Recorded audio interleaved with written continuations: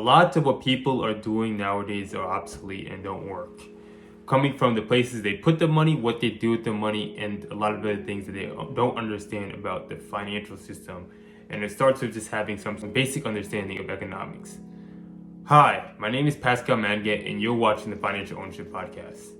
Around the 1980s, people actually used to get around 8 to 10% from savings accounts. So savings accounts actually used to be a relatively decent place to put your money.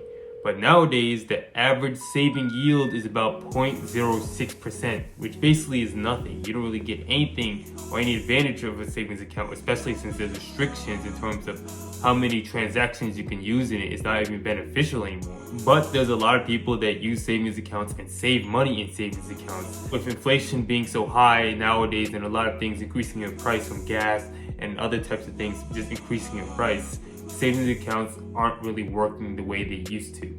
And at this point, the only real beneficial account to have nowadays is a checking account. There's really no need for a savings account because there's other vehicles that you could use and save your money that could give you relatively the same amount of protection on your money and guarantees on your money while you're still getting like a higher rate of return than you would just using a regular savings account. There used to be something called, or even nowadays people are still using this, and there's something called the 10% rule, meaning that you save 10% of your income.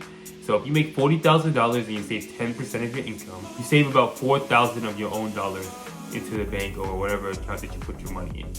The problem is with these low yields of about 0.06% that you're getting in a savings account, if you decide to go the route of putting your money in a savings account, it would take you 250 years to save $1 million, considering that you just saved 10% of that $40,000 that you make or whatever it is after taxes that you make.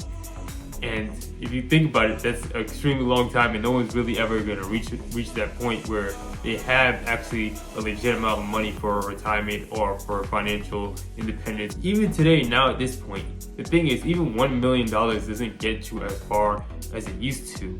Because the thing is, if you even follow something like the 4% rule, where you're taking out 4% of your 1 million every single year, that's only $40,000. Even that did last your entire lifetime.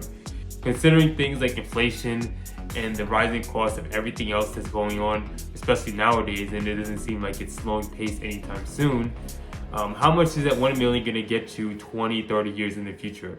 For people who are like younger, like Gen Z or millennials, and they're looking to reach some sort of financial independence or retirement in the future, 1 million, and definitely in a savings account, won't really get you too far in terms of the longevity of your life. So it's important to obviously save money, but it's also important to get some sort of returns on your money too as well. So there's something known as the rule of 72. So basically you take the interest rate, you take the number 72 and you divide it by whatever interest rates you're making on money. It's going to show you how long your money takes to double in a certain period of years. So basically if you get, say, a 4% interest rate, and if you take 72 divided by 4, it's going to take 18 years for your money to double. And every single 18 years, your money would double at a 4% interest rate. And if you get an 8% interest rate, you basically cut that time in half. Now, every 9 years, the money doubles. So the thing is, if you're looking to grow your money, you obviously want to figure out ways to get rates of return, preferably safer ways to get those type of rates of returns, where you could get, say, 4 or 8% consistently and have a general pathway where there's reasonable probability that you could reach certain goals by putting your money in certain financial accounts. And after you could find places like that to put your money, finding the type of accounts to invest in where you could get those higher rates of return is one thing. Actually putting your money and being disciplined to put your money in those accounts is another thing. So really the objective is, as soon as you start making consistent money, you want to find better ways to invest your money and save your money to give you higher yields and higher rates of return potential, where it will make it easier for you to accomplish your financial goals in the future. And one thing you really want to stay away from is just getting in the cycle of making more money, spending more money, making more money, spending more money, making more money, spending more money. Because if you keep getting in that cycle, there's no real way to get financially ahead by doing that. You really want to get to the point where you're making more money, keeping your lifestyle the same for at least a few years so you can get ahead in terms of investing in asset classes that grow in value versus just, say, increasing your lifestyle every single time you make more money.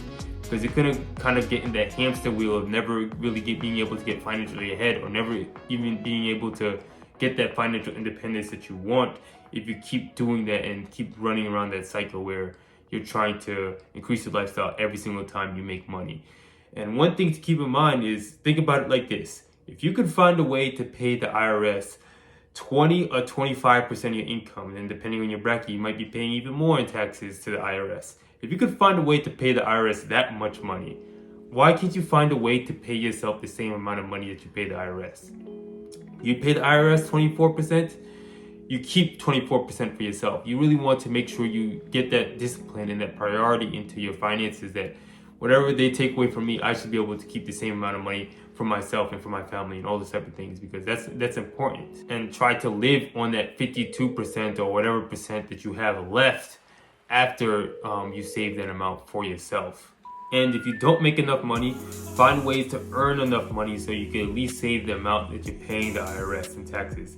So if you're based on how much you're paying federal tax, state tax, local taxes, and all those different types of taxes, you want to find that amount and try to save at least that amount, or at least somewhere around that ball range. Because the thing is, yes, you could invest to say the 10%. So when it comes to advisors, a lot of times they'll talk about investing that 10% rather than saving that 10%. Yeah, 10% is okay, but if you save 10% of your income and then you invest that 10%, it's going to take you probably 30 to 40 years before you can reach any sort of financial independence in order for you to either retire or reach whatever financial goals that you want. So it's a very long process in terms of getting to that goal that you want. So a better way would be finding a way to save that 24%. So by the time it's maybe 10 to 20 years, around that time span, if you're able to save that much money, as much as the IRS takes away from you, you could reach that level of financial independence where you don't have to depend on a job or a business or whatever it is that you do for your active working income, and you have money coming from your investments and money coming from other sources and other places. So it's not just dependent on your active work. And anything you do in terms of work is this extra that just gets into your pocket. So you kind of want to get to that point as fast as possible. And if you could find a way to save more, to invest more, it's going to drastically shorten the time span that you have in terms of reaching that goal of financial independence, or whatever type of financial goal that you want. And another important thing is learning how to use debt and credit in your favor in order to speed it up even more. So not only using your money in a proper way, investing into places that could give you those returns of say 7-10% or more, putting your money in those type of baskets, but also being able to use debt intelligently can really speed up the process in terms of you getting financially ahead. And not all debt is bad debt, so it's important to figure out which debt is good debt and which debt is bad debt. And I talk a lot about it in my channel. And if you want to learn about different types of strategies like that, I'll link a video at the end that you could watch on how you could use things like that in a way that could really enhance your finances and shorten the time span that it takes for you to reach a goal like say retirement or financial independence. So if there's one thing of value that you got out of this video, remember this: if you could prioritize paying the IRS money, you can prioritize paying yourself money. If you found some value in this video, go ahead, like, comment, subscribe. I post financial content every single week.